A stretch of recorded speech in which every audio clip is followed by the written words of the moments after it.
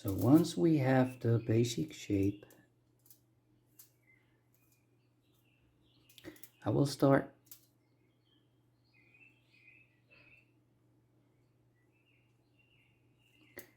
marking some wrinkles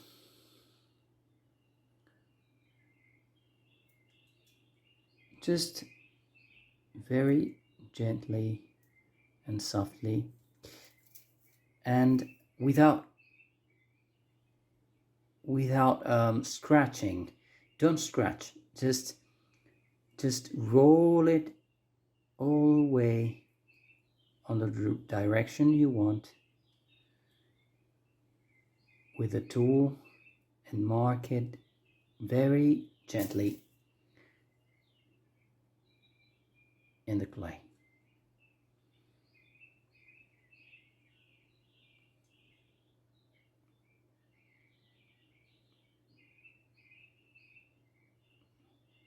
Just rolling without scratching. Do not draw in the clay, on the clay. Smooth it gently, and then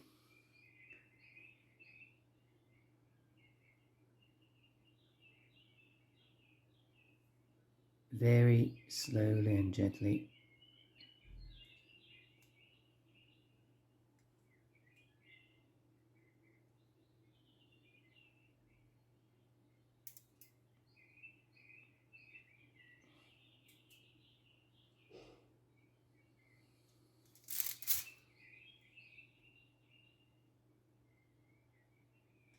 marking the wrinkles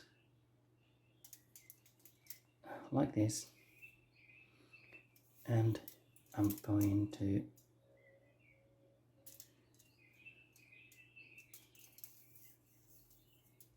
make the basic shapes of the ear very gently,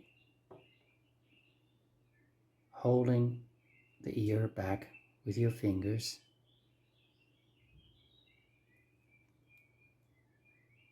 Start making some shapes.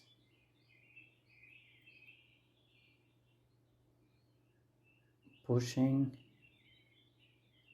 slowly and controlling your tool so you don't mess up.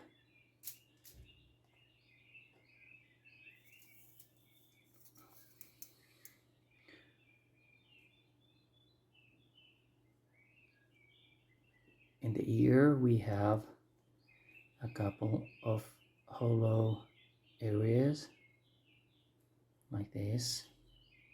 I'm going to show you how to create a very basic ear. Of course, the ears, like hands or feet, toes, are a bit tricky. I mean, you have to learn anatomy. The best you know the anatomy of the human body, the best, the easier sculpting will be. So for this purpose I will make a very basic ear.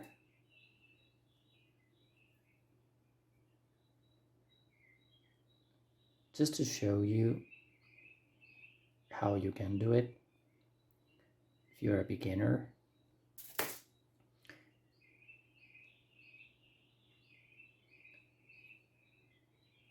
So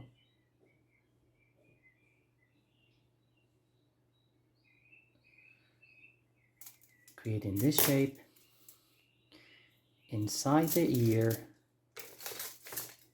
we have like an Y shape. You can check here, letter Y, this shape here. We have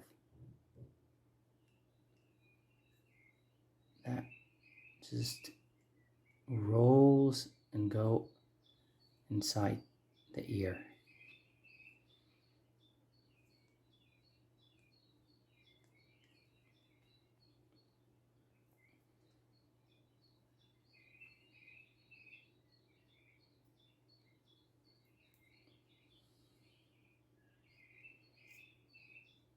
we mark the edge of the ear just like this. Remember, we are just blocking and making the basic shapes, not giving final details yet. So here I want, with a gum brush, you can make the wrinkles a bit more pronounced. So here we have the shape of the ear. And there are some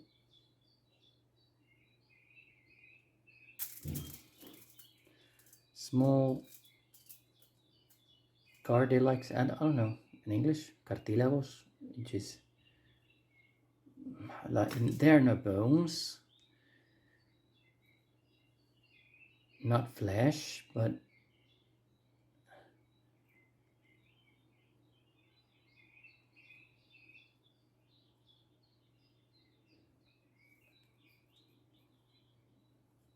okay, like that. I'm not doing a perfect ear. Remember that. This is just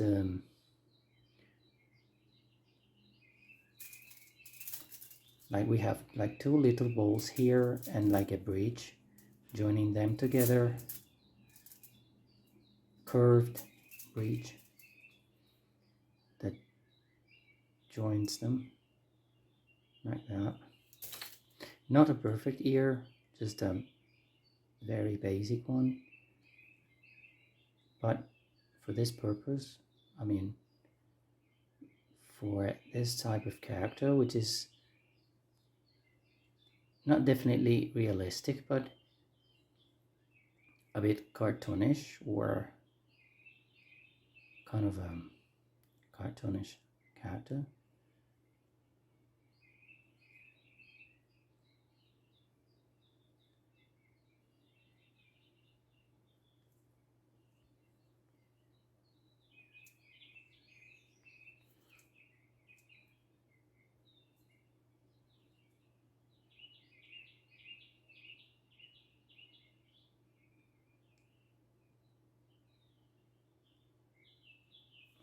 Not the best angle to work, but I hope you get the idea. Okay, that's just doing the same with the opposite ear. Okay.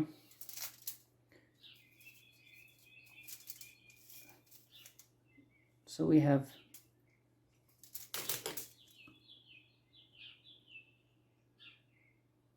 now some shapes to work with, and add some wrinkles and details, such as these ones right here.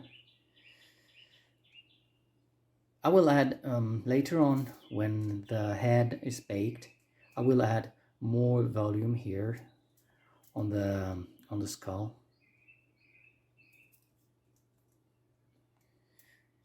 because when handling the clay, you may crush it or push it down, and you lose volume. But I'm going to mark a bit some wrinkles on his forehead like this, very gently, without drawing too heavily, and pushing down, not scratching or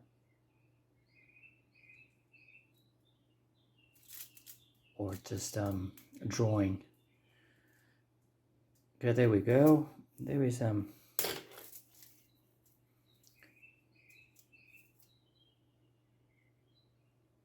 I thought that this character It's looking quite mischievous. So I thought of adding a couple of little horns, like little couple of horns here, like a devilish, not bad or a mean devilish creature, but kind of a mischievous one.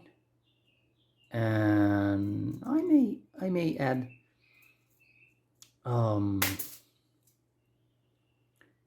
these little horns here, maybe, I don't know, like two little horns,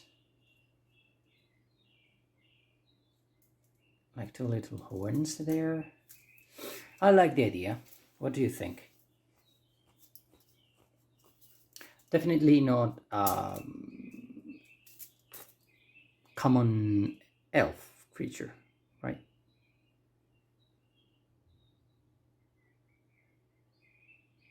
Here I'm just adding some wrinkle lines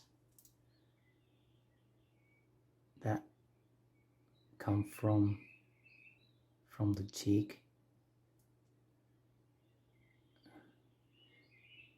He's indeed a very old creature, very old, but at the same time very cheerful. And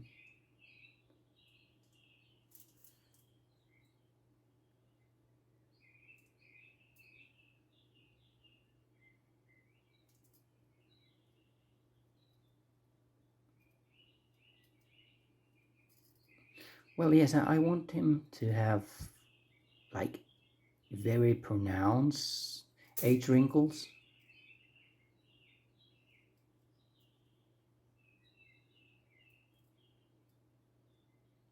I definitely enjoy creating old people's um, texture, skin texture.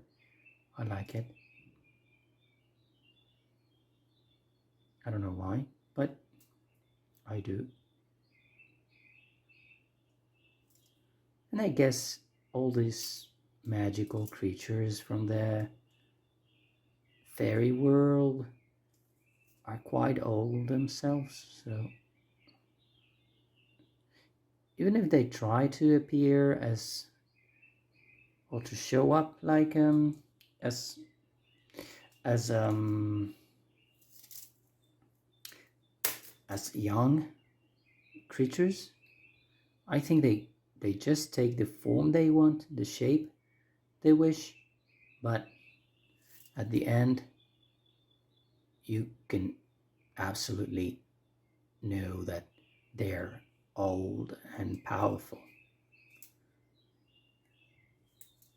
Even if they try to appear like um,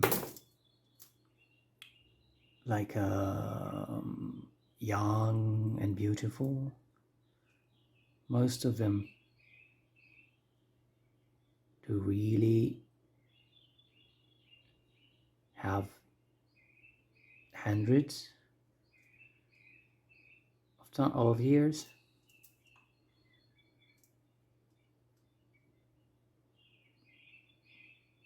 So simply adding some wrinkle lines very gently without pushing too hard. Here Big Dipper ones.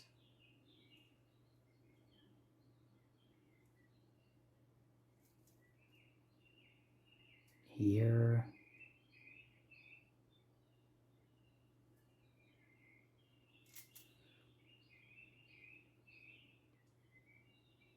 And definitely here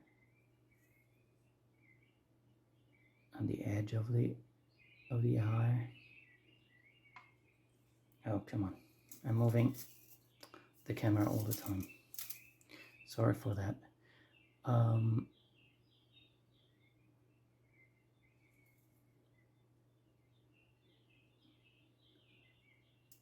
I will smooth them with a brush, because I don't want them to be sharp.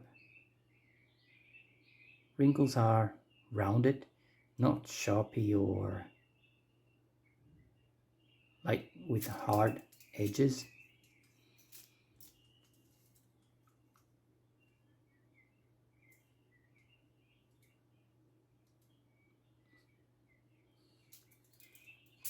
Best way to portray wrinkles and skin texture is to have reference with you. Reference is always the best way to learn and to apply realistic textures or shapes. Right now, I don't have them with me, but when I'm working, I always have my reference around. I I always like to work with references and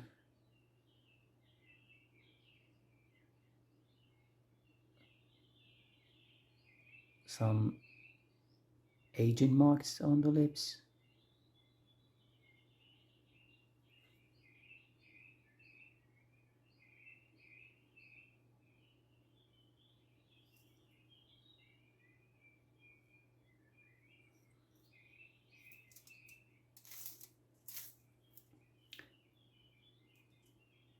If you want to see the basic sculpting process of this head, you can find it in my Instagram account. I made a live session sculpting it. So if you want to check it out, that would be great. And if you like this content, please let me know so I can work on more tutorials.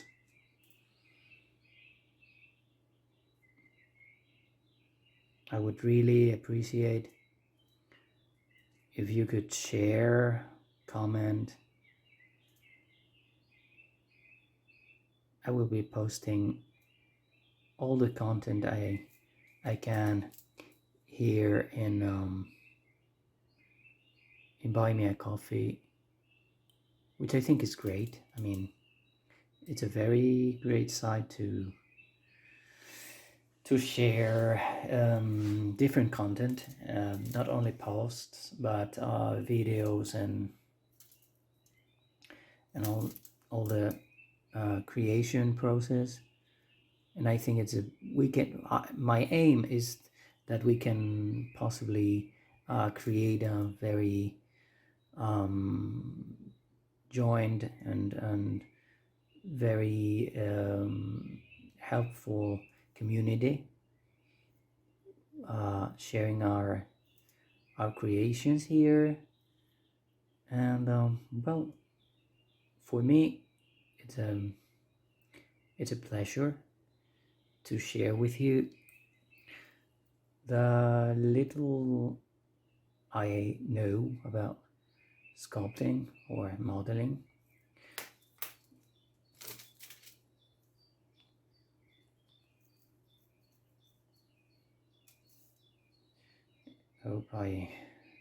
Hope you can see this, and the camera is just taking a good angle on the head. Still have to sculpt this ear, but it will be pretty the same that this one. Well, this is a basic shape for the wrinkles.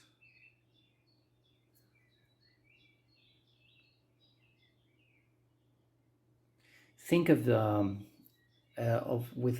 think of the skin as a very organic um,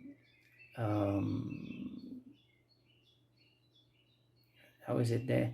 How is it called? A very organic tissue. I mean, um, lines are not straight, but rather curved, and they follow the direction of the skin, of the tension from the muscles, and you always have to think of the tissue of the skin as a fabric that you pull, and it creates tension to each side.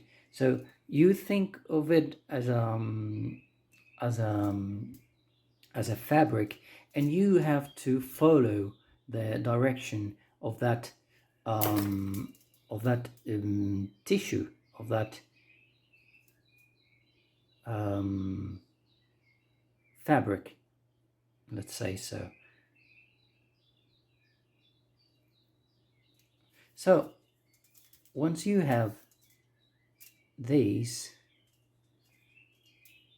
once you are happy, I may work a bit more on this head, um, because I still have to make to sculpt his ear and all the stuff. But for the moment, I think I'm quite happy with it, with the result. So if you are happy with it, you can use a brush. You can use a brush with a bit of oil, and you can brush the whole piece in order to clean and to smooth whatever residuals that may stick to the clay.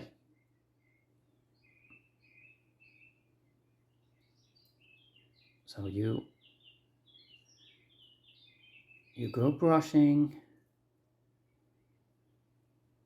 not brushing hard, simply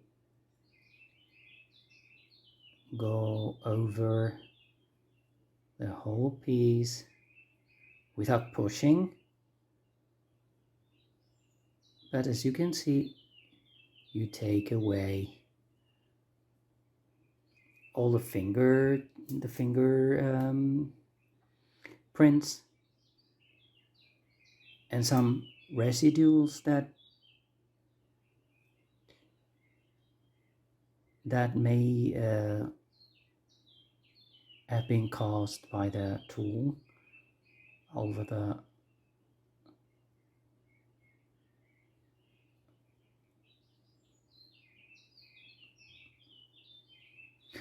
skin.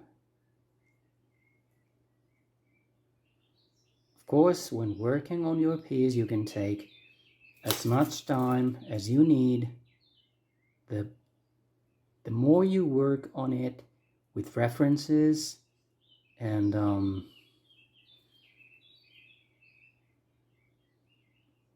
with practice,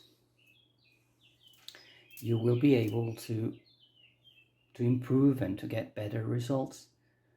I'm still thinking about the horns. I may add them.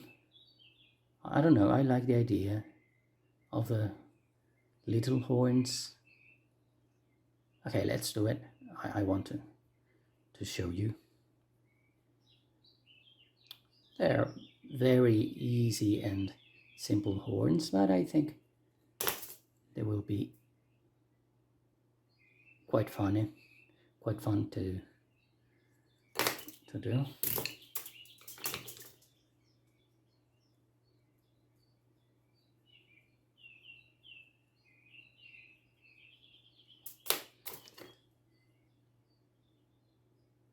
You can always draw some very smooth and light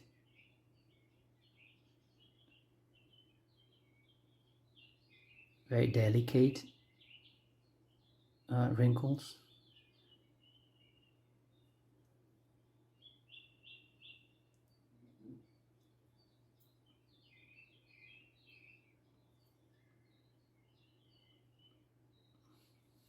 Always check in both sides.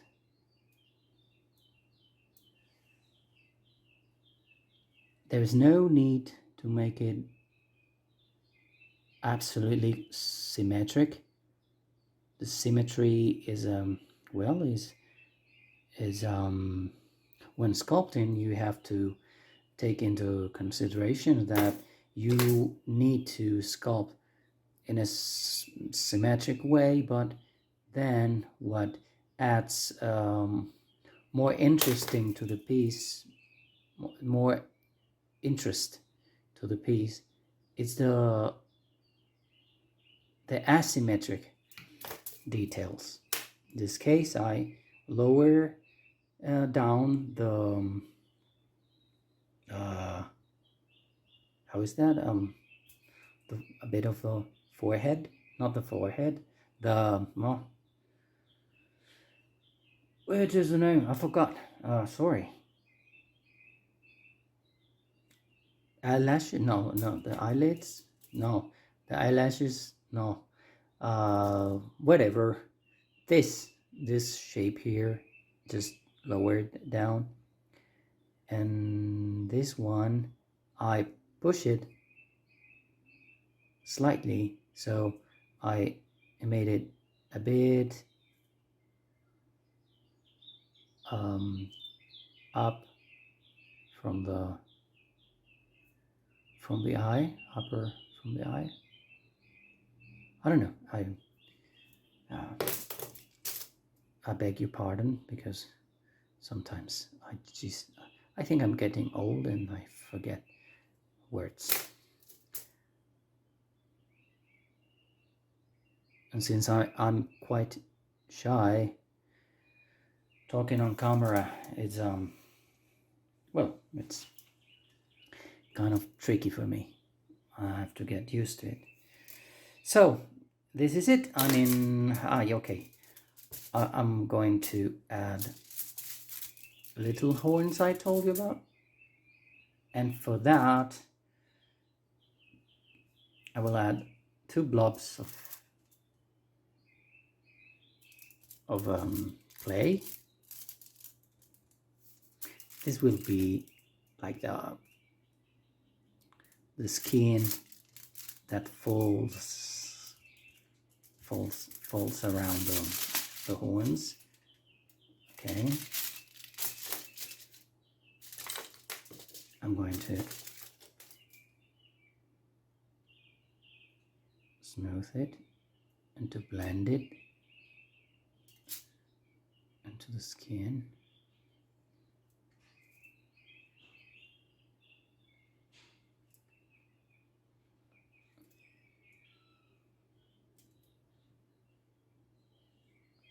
Do not rush.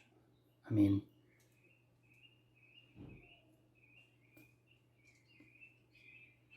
do it on your pace. Take the time you need.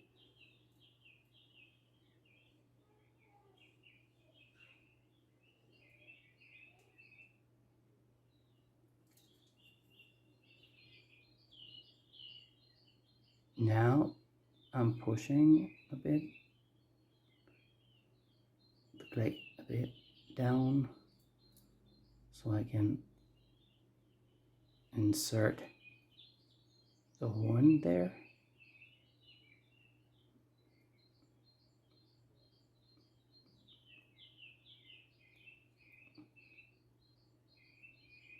Making a bit of a hole. Then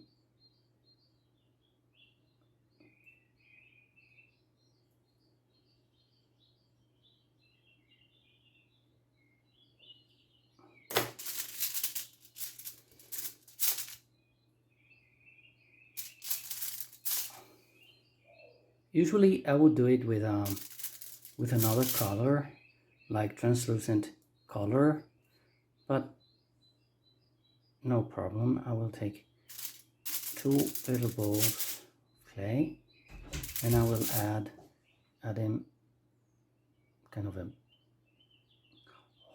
little horn shape, curve in it a bit.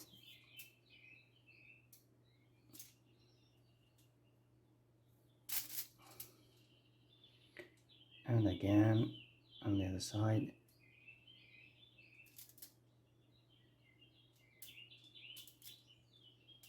Of course, you can play with your characters and give them the personality you wish. So that's the creative most beautiful part of the job, creating your own characters with their own personalities. This looks like a very mischievous creature, so I decided to just texturize a bit of the horn.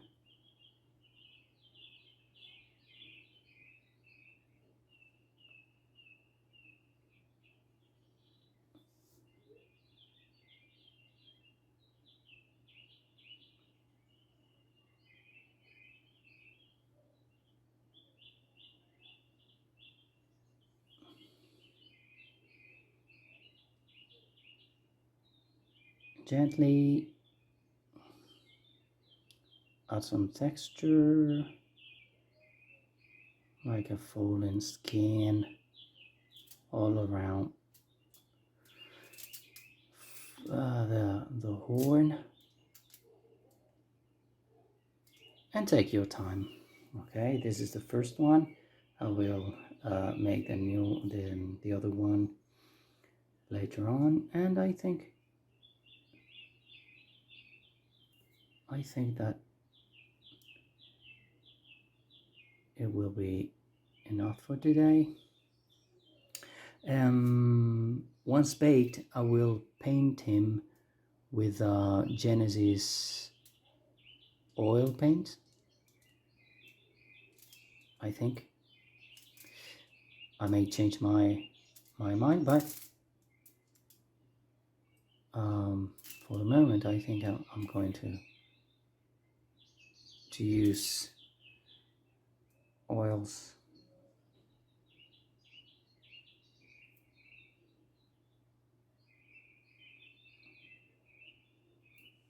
Okay, and I'm adding some pores, some open pores on his nose.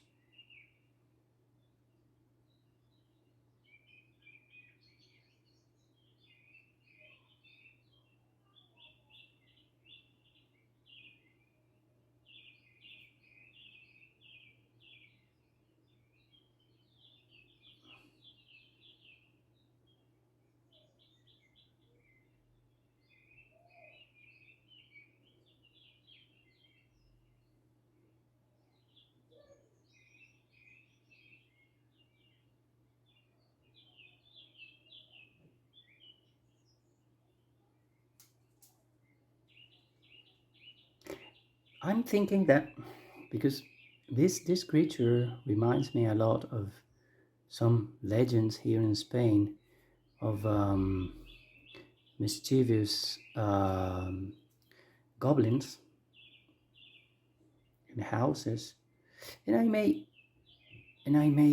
tell you the story in my next post about an elf or a goblin that was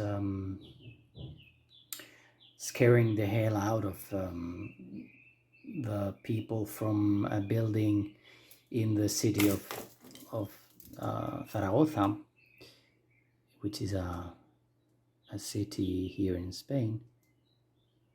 And I think I may tell you the story about the Duende de Zaragoza, or Goblin of Zaragoza, which is really interesting, and I think you may like it.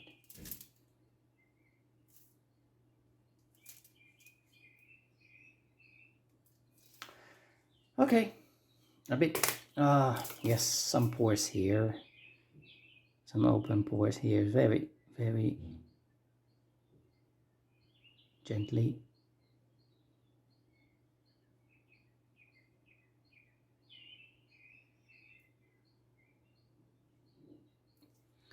And remember to do it on the other side, on the opposite cheek.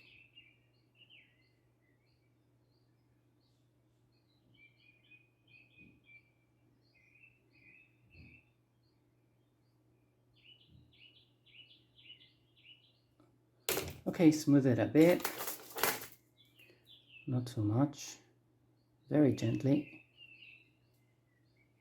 And I think we are done.